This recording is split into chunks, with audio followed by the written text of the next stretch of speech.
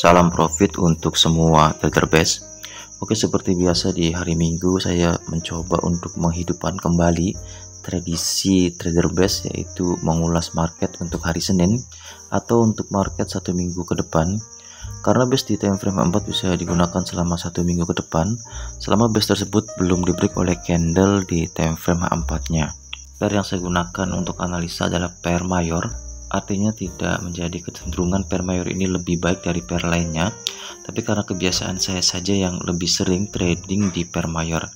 Karena teknik base bisa digunakan di semua market atau di semua pair selama analisanya atau chartingnya menggunakan candlestick. Oke, yang pertama ada pair GBP USD. Sepertinya untuk pergerakan market satu minggu ke depan ini sangat menarik karena kemarin di hari Jumat ada news yang cukup besar, yaitu ada news NFP yang membuat pergerakan dan arah marketnya jadi sangat menarik.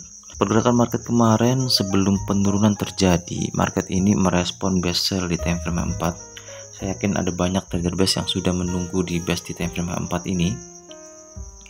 Tapi sayangnya pergerakan marketnya karena cukup besar merespon, dan responnya ini di time frame 1 belum membuat setup dan membuat setup setelah harga turun.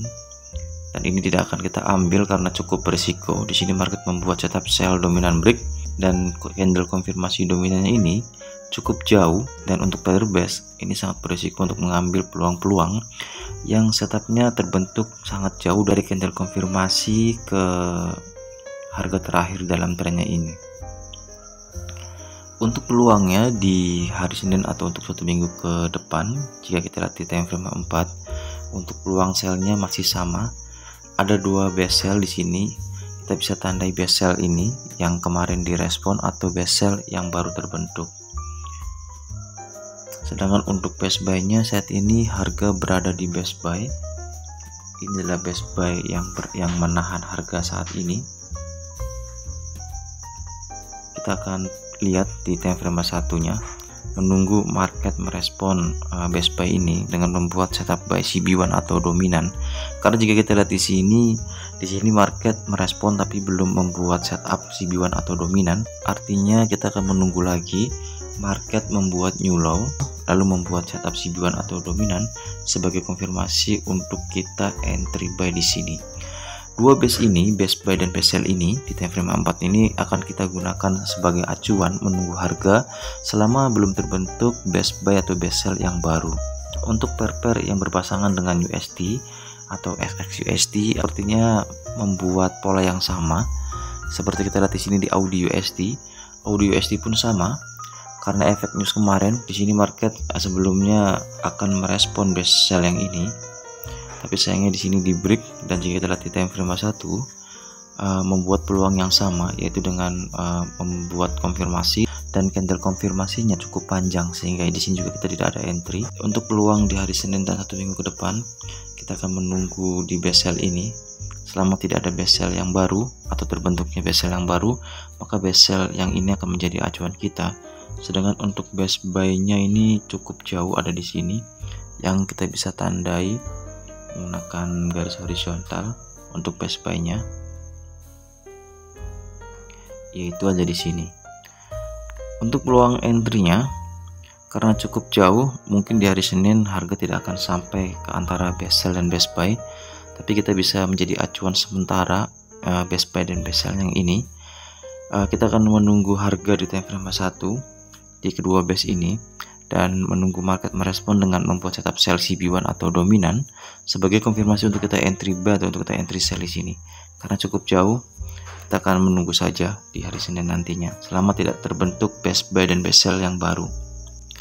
Berikutnya untuk pair New Zealand USD, kemarin saya menunggu di base potensial, tapi base potensial ini di break oleh market, artinya sudah tidak bisa digunakan lagi. Kita akan menggunakan acuan base yang baru ini, base sell yang ini, untuk peluang entry atau menunggu harga di hari Senin atau untuk satu minggu ke depan.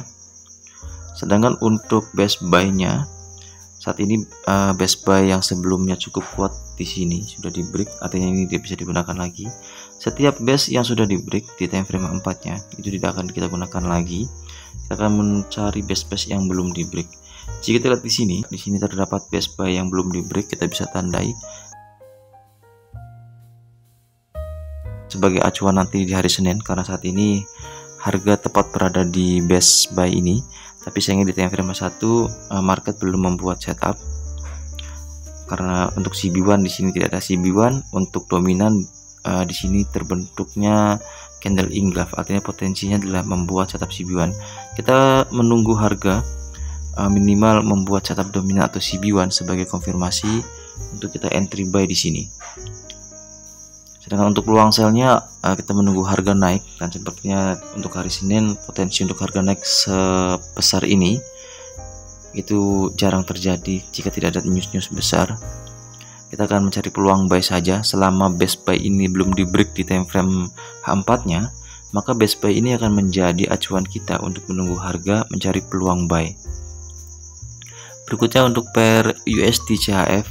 Untuk pair USD CHF jika kita lihat di time frame 4, sebelumnya market juga merespon best buy, tapi karena news kita tidak diberikan kesempatan, karena sebelum membuat setup yang lengkap market sudah bergerak dalam gerakan yang cukup besar dan kita tidak mendapatkan kesempatan di situ. Kita lihat di sini untuk best buy-nya kita bisa tunggu di best buy, di kedua best buy yang baru terbentuk. Bisa best buy sebelumnya, best buy potensial, atau best buy yang baru terbentuk di sini.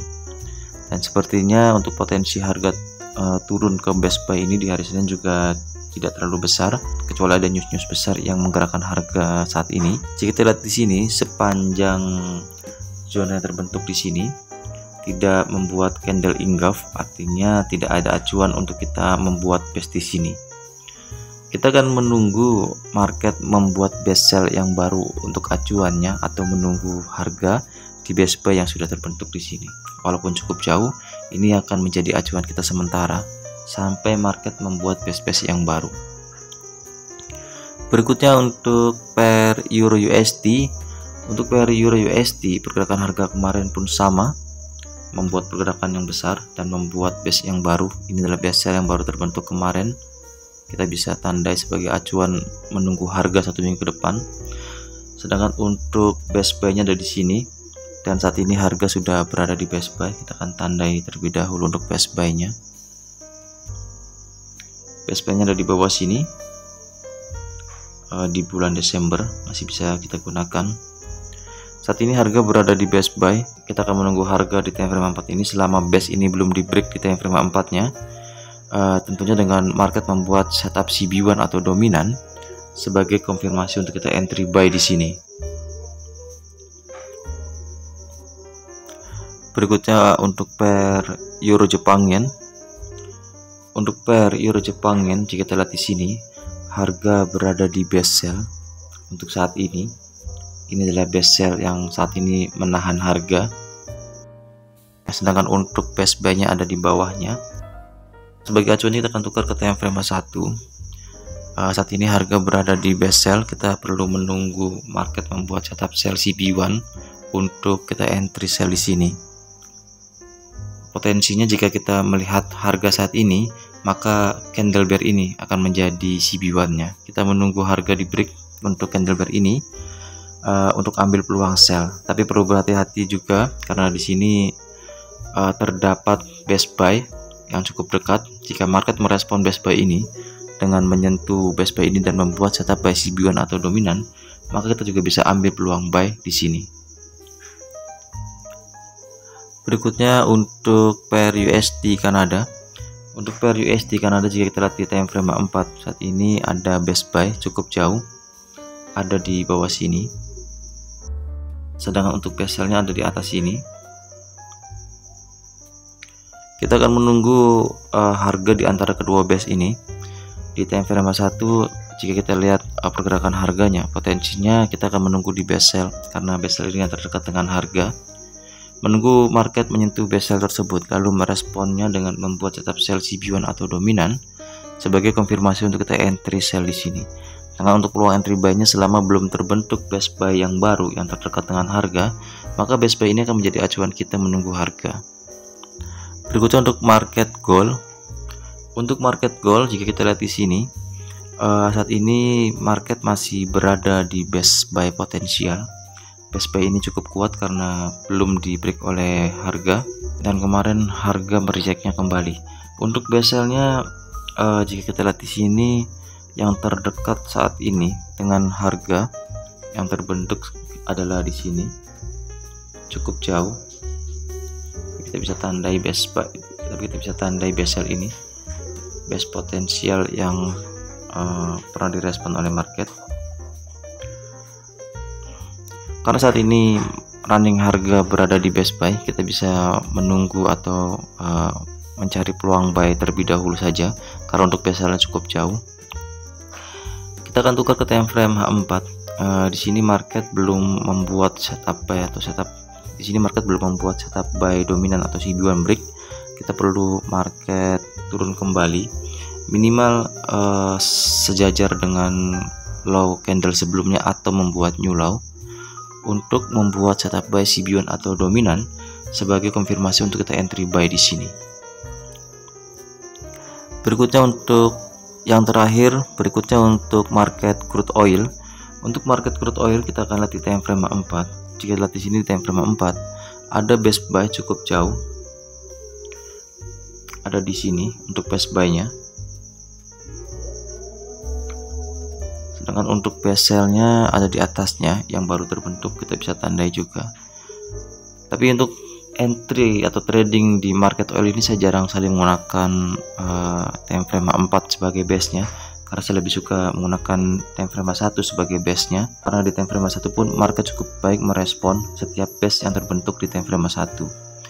Tapi untuk gambaran analisa hari Senin dan 1 minggu ke depan, kita bisa gunakan base-base yang besar, yaitu di time frame 4. Untuk peluang entry-nya, kita bisa menunggu harga di base sell sini, karena yang terdekat dengan harga adalah base sell, potensinya dia akan koreksi terlebih dahulu, lalu menunggu market merespon base sell ini dengan membuat setup sell CB1 atau dominan sebagai konfirmasi untuk kita entry sell di sini. Sedangkan jika harga tidak koreksi ke base sell tersebut dan harga langsung turun ke base buy ini, kita bisa menunggu di base buy tersebut, menunggu marketnya merespon dengan membuat setup buy CB1 atau dominan sebagai konfirmasi untuk kita entry buy di sini. Video ini hanyalah gambaran atau ulasan untuk market hari Senin atau untuk market 1 minggu ke depan. Jadi bukan saran untuk entry, bukan sinyal untuk entry.